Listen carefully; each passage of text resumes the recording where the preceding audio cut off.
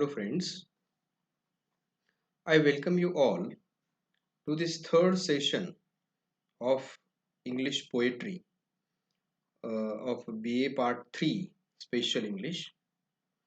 In the last two sessions, we have started discussing the syllabus. In the first session, we discussed about the new syllabus that is implemented from June 2020. And in the last session, we have discussed about the social and cultural background of Elizabethan poetry.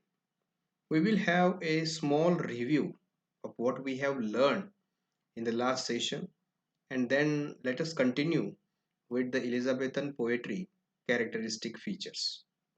So in the last lecture, when we were discussing about Elizabethan poetry, we discussed that how the nomenclature of this historical period are varied one, and how they reflect the general characteristic features of the uh, particular period. So this is the era which is also called as a Elizabethan era. Why it is called as Elizabethan era? Because the Queen Elizabeth was on the region, and after her name, this era is called as a Elizabethan era. This era is also called as the Golden Age. This is also called as the Golden Age of literature. This is a very peaceful kind of period in history of Europe, and as a result of that, all over the Europe, the literary personalities start producing a very creative kind of literary works, and they contribute in creating a golden age of literature, in which you can see that every genre of literature is contributed with a very significant books that ever that even influences till today's academics. So this is also called as the golden age of literature. This is also called as English Renaissance. So I told you Renaissance is a movement that emerged in Italy, and afterwards it uh, spread all over the Europe. And when this Elizabeth, it is basically started in 13th century, and in 15th and 16th century you can see that was spread all over the Europe. So therefore this period of Elizabethan Queen Elizabeth is also called as a English Renaissance. In the next slides, we also deal with how what exactly the meaning of Renaissance, what exactly the dictionary meaning of the word Renaissance we discussed in the last session. This is also called as the age of Shakespeare, and we call it as the age of Shakespeare because the great dramatist, which is also known as the world dramatist, Shakespeare contributed his 37 plays in this particular period, and he gave us a very sustained, influential, impactful theatre tradition of England, and therefore it is called as a age of a Shakespeare. He also gave us the Globe Theatre of England, so it period is also marked as an age of Shakespeare, especially when we deal or when we discuss in context of theatre. Then it is also seen as the beginning of the British Empire. So in this particular period, these British people start exploring the world, exploring the remote corners of the world, and therefore it is called as the beginning of the British Empire. Then we have another nomenclature which is called as the Age of Enlightenment. So this is a Renaissance period, and this is also called as the Age of Enlightenment. The general public start reading, the education was there, and as a result of that, due to the educational policies of Elizabethan region, due to the printing press and all these things contributed in producing Age of Enlightenment, and therefore this period is also called as a Age of Enlightenment.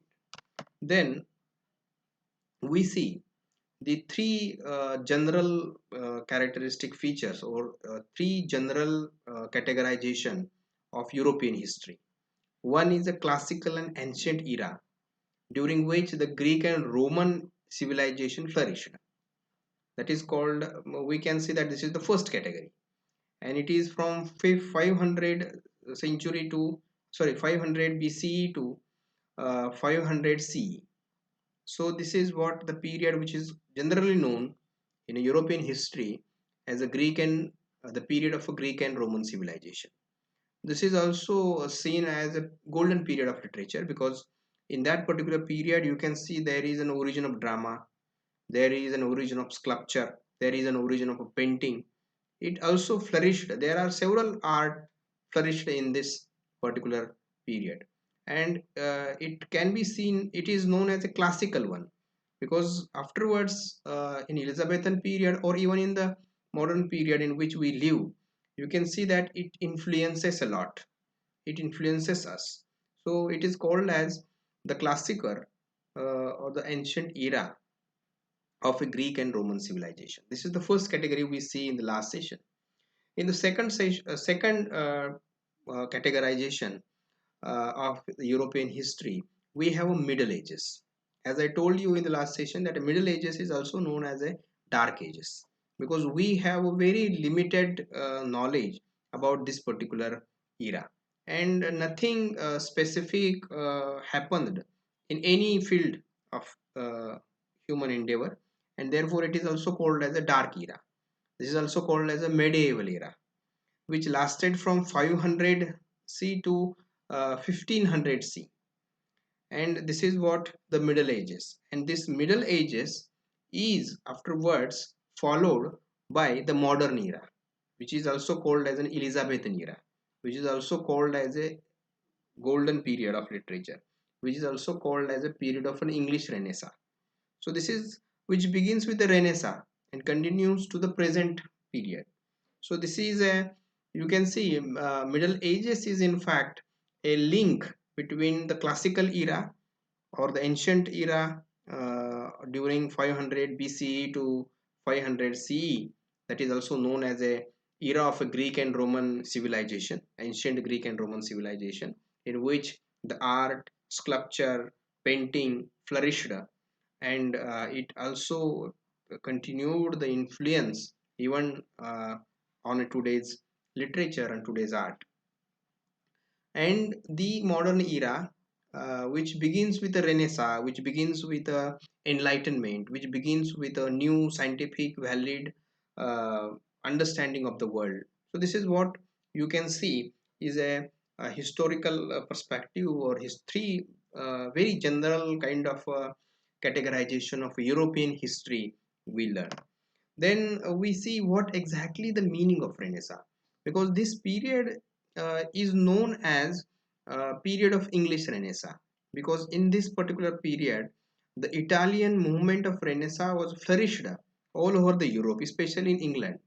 So the Renaissance was a period of European history, which making the transition from Middle Ages to modernity, and covering the 15th and 16th century. As I told you, that is the Elizabethan era, or you can say the era which is known as the golden period of literature, literature and art.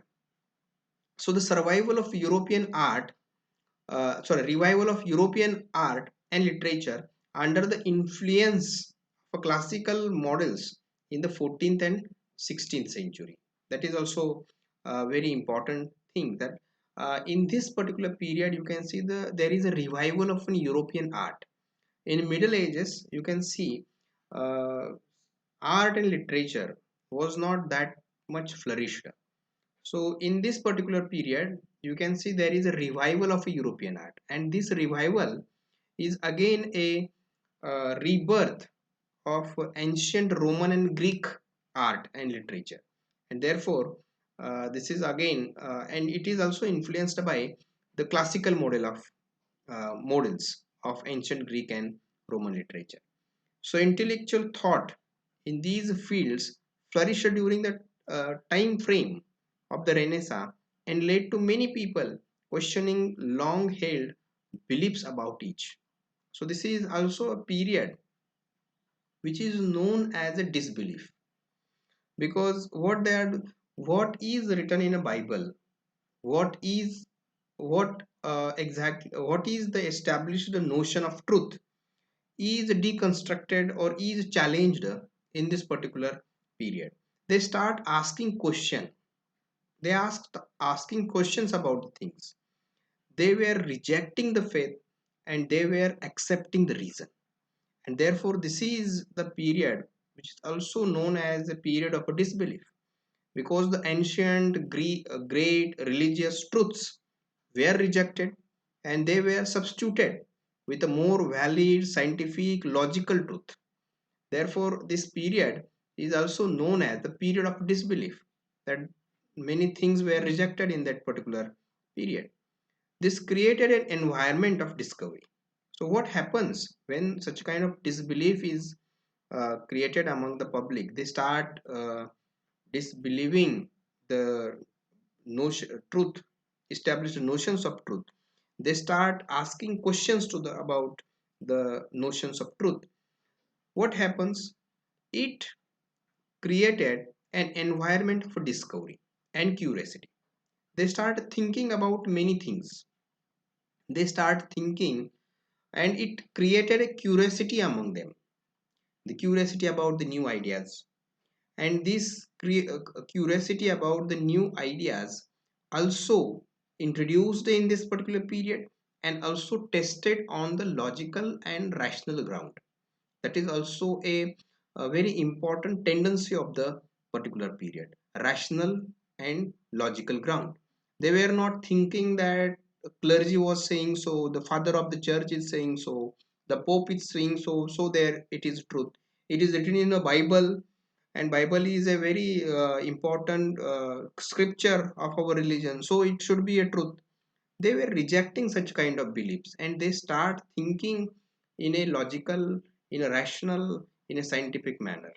And therefore this period is also known, also marked as a period of a rationality, period of a scientific knowledge.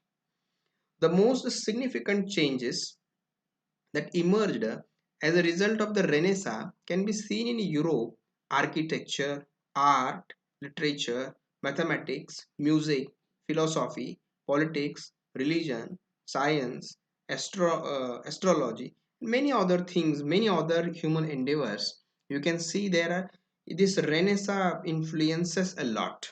So this is what the Renaissance, which is also one of the very important characteristic feature of this particular period. So this Renaissance began as a revival of interest in the literature and culture of the ancient Greece and Roman. So people start revisiting to this Roman and Greece literature. They start thinking about it. They start emphasizing the richness of it, richness of Greek and Roman literature. And as a result of that, what happens? It also emphasizes on the richness of earthly life and human achievement, instead of understanding that human life on earth is a punishment by God, that Adam and Eve eat the fruit of knowledge and they were banished from Eden garden, and they were fallen on the earth, and so earthly life is a punishment. So instead of thinking in that manner, what these people start thinking, these people start thinking that earthly life is a rich one, and it is, and they think in terms of a human achievements instead of thinking that human life is a punishment. So this is again a breakthrough of the old traditional understanding of the world to the new scientific logical understanding of the world. One result of the Renaissance spirit was a brilliant period of creativity in the art. So instead of relying on only on the ancient period, these people start thinking, start creating a new art forms. So this is also very important thing in Renaissance. And why exactly, whenever we think about a particular historical period or a particular social, cultural, political, philosophical movement, there are certain reasons behind that.